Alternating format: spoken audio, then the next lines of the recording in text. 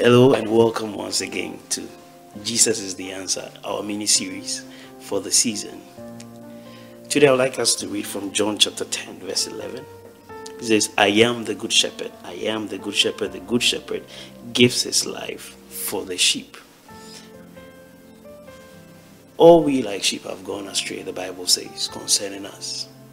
And sheep who without a shepherd are scattered. Sheep without a shepherd get lost. The shepherd leads them to green pasture. The shepherd anoints their head. The shepherd keeps the sheep safe. And the Bible says that we, like sheep, had lost the shepherd of our souls. There was no clear direction, as is the case for some of our lives now. No clear direction, no clear purpose.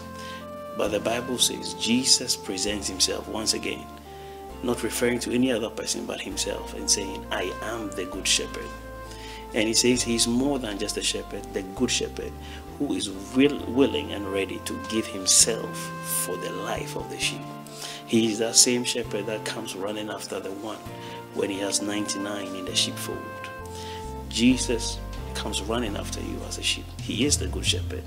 If you come to him, you have a shepherd for your soul. Come to Jesus. He is the answer.